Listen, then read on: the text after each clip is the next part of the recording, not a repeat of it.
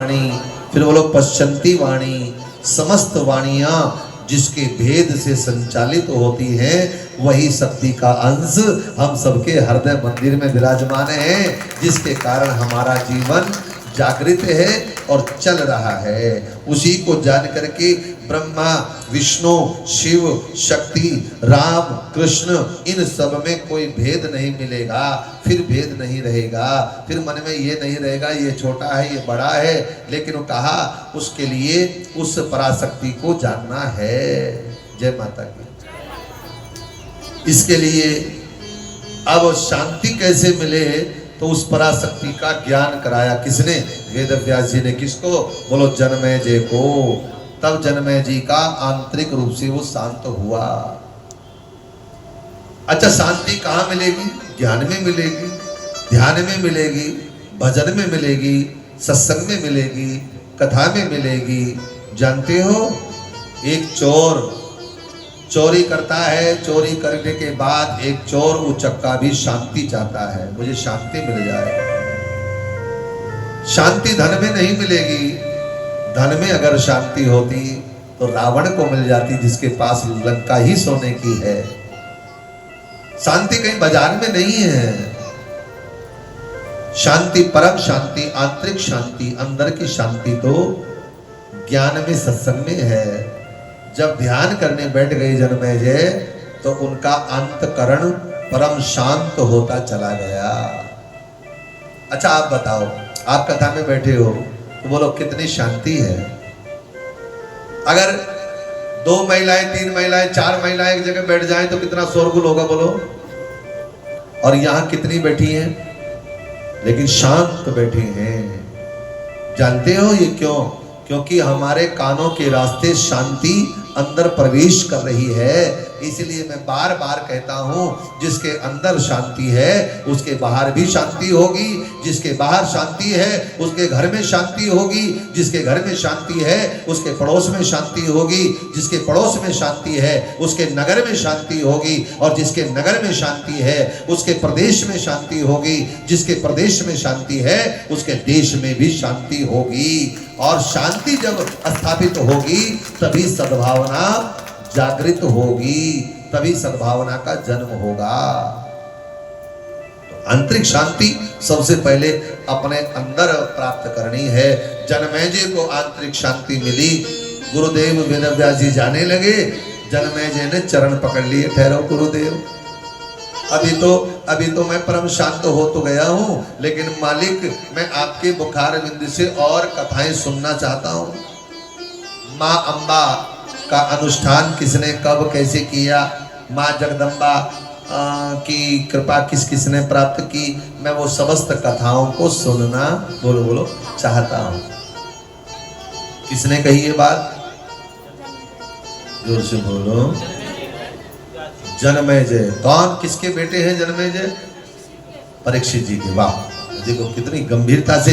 अरे अगर सुनने समझने वाले श्रोता भले ही 10 ही क्यों ना हो, बस वो ही अच्छा है। कम से कम वो सुन रहे हैं, समझ रहे हैं, उनके हृदय मंदिर में वो ज्ञान उतर रहा है। प्रेम से बोलिए जय माता की।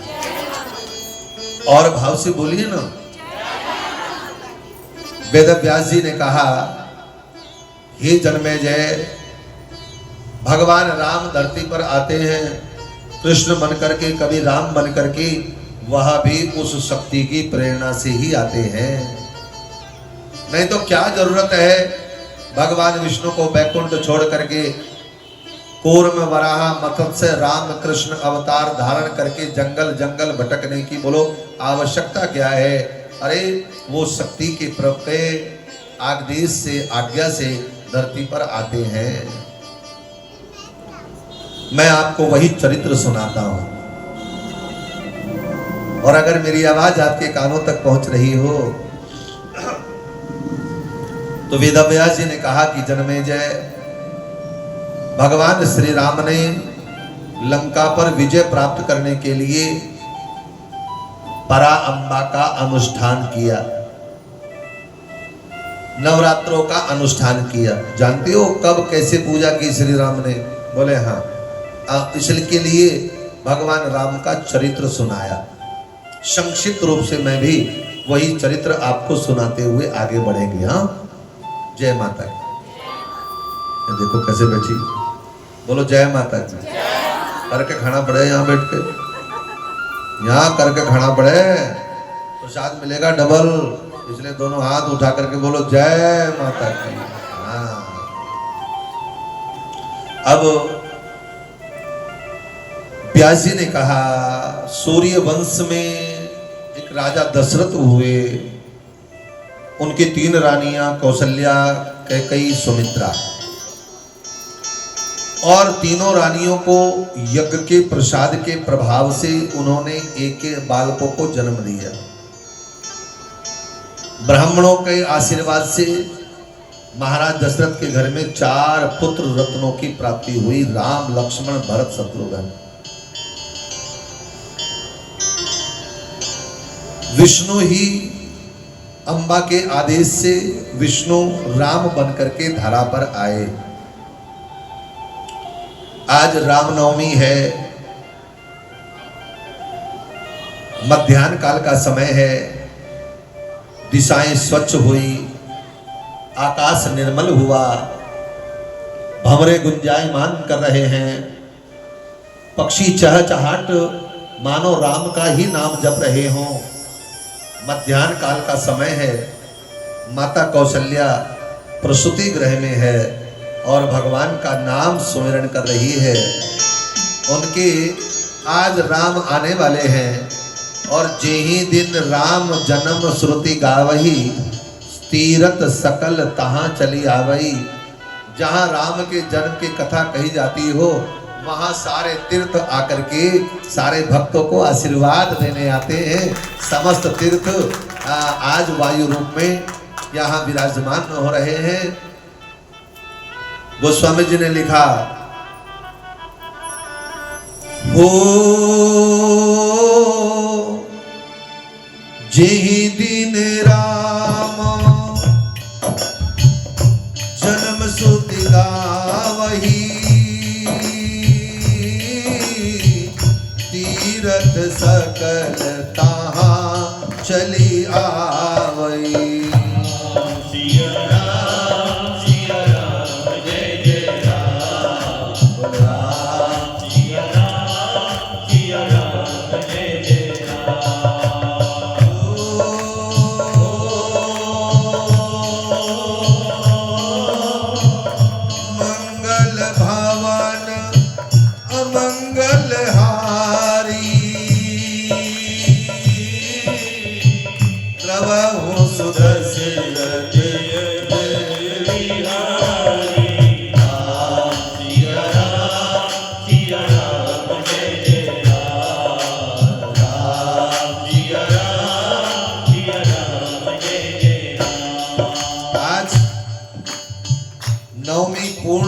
है।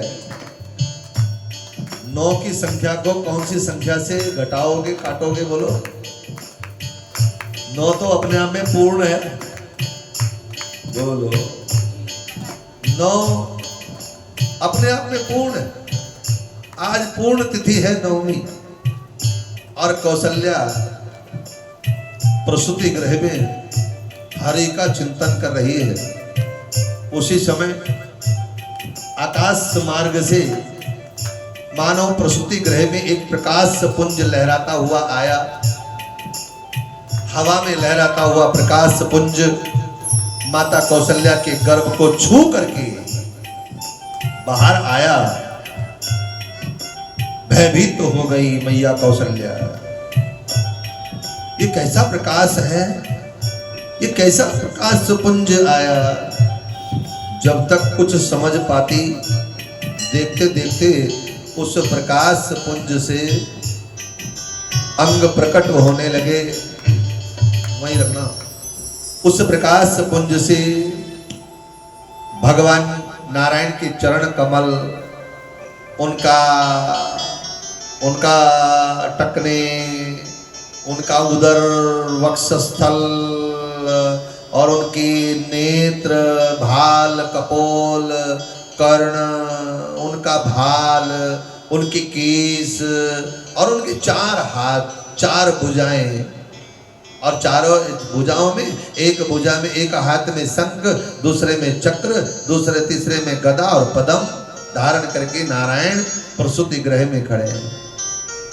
मैया हाथ जोड़ करके कहने लगी, हे मैया, हे प्रभु, कह दुही कर जोरी स्तुति तोरी, कहीं विधि करूं अनंता। आपकी मैं स्तुति कैसे करूं, आप अनंत हैं। भगवान बोले, मैया मैं तो तेरा बालक बन करके आया। मैया बोली, 7.5 फीट की ये ऊंचाई और शंख चक्र गदा लेकर के भगवान बन करके आए हो। दुनिया में कौन कहेगा ये कौशल्या का बेटा है, तो भगवान है। भगवान ने कहा, माँ तूने मांगा था पिछले जन्म में कि तुम्हारे जैसा पुत्र चाहिए, अब मेरे जैसा मैं ही हूँ और तो कोई है नहीं। बोले, वो तो ठीक है, तेरे जैसा तो ही है, पर जरा अगर बच्चा बेटा बन करके आया है तो नन्ना सा गोरा सा सुंदर सा छोटा सा बालक बन करके मेरी गोदी में आओ, तब समझो तुम मेरे पुत्र हो। और उसी समय उन नारायण ने देखते ही देखते कहे, अस्तुति तोरी कि वचन सुजाना, रोदन ठाना, होए बालक सुर भोपा। ये चरित जे गावई हरिपद पावई, तेन पढ़ई भव को पा। जैसे वचन सुने भगवान ने अपना छोटा सा आकार, अरे भगवान अगर चींटी बन सकते हैं तो पहाड़ बन सकते हैं, तो भगवान ने छोटा सा रूप बालक का बनाया, रामलला मैया की गोदी में आ गए। अब तो जय जयकार होने लगी और मैया की गोदी में रामलला को देखा, दासी दौड़ती हुई दशरथ जी के पास गई, सबको सूचना दी, सभी आए हैं, सभी का हमारे रामलला के दर्शन कर रहे हैं, रामलला के दर्शन कर रहे हैं। देखो, किसी ने कहा भगवान आते हैं बार बार, इसीलिए आते हैं कि जब जब हो धर्म की हानि, बाढ़ी असुर अधम अभिमानी।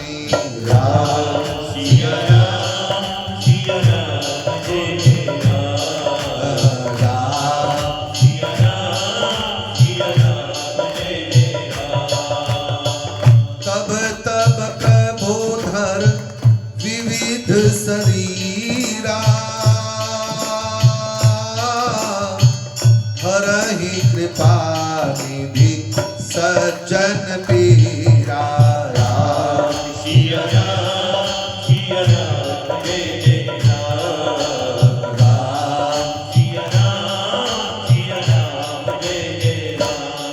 और किसी ने पूछा भगवान से, आप क्यों आते हो? भगवान ने कहा, विप्रुधेनु सुर संत हित, लेन मनुज अवतार, निज इच्छा निर्मित तनु, माया गुण गोपाल। विप्र ब्राह्मण गाय, देवता संत और भक्त, इनके लिए भगवान धरती पर बार बार मनुष्य के रूप में अवतार धारण करके आते हैं।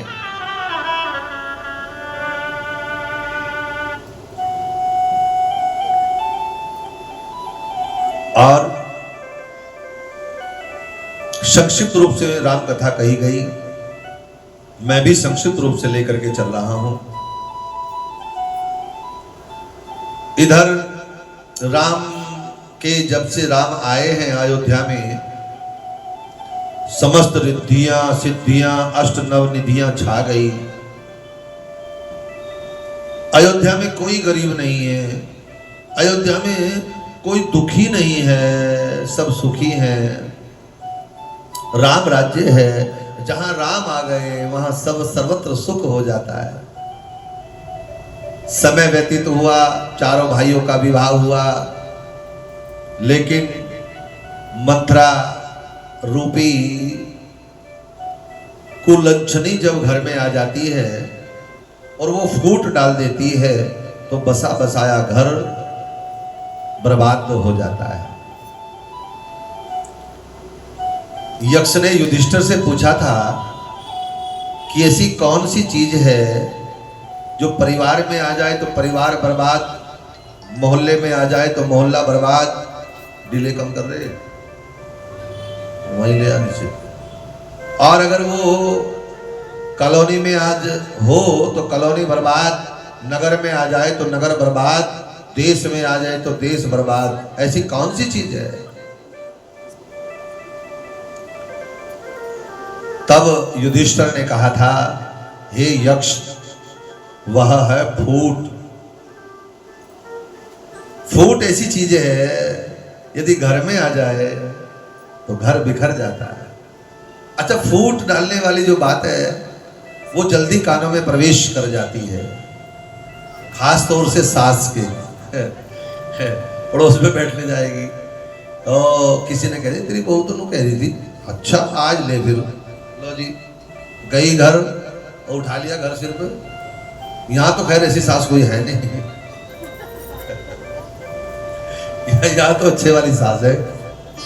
तो जरा सी काना फूसी बोलो पूरे घर को बर्बाद कर देती है। इसलिए जो बुद्धिमान पुरुष है वो काना फूसी को सुन भी लेता है, फिर विचार करता है कि आखिर ये सच है कि नहीं, सच्चाई की तह तक जाता है और फिर उसका ऐसे समाधान करता है कि किसी को कानो कान पता भी, और वो घर बसा बसाया रह जाता है। यहाँ भी ऐसा ही हुआ कि वहां पर आकर के बैठ गई सरस्वती, बुद्धि पलट गई और इस कैकेयी ने मांग लिया, तापस वेश विशेषी उदासी।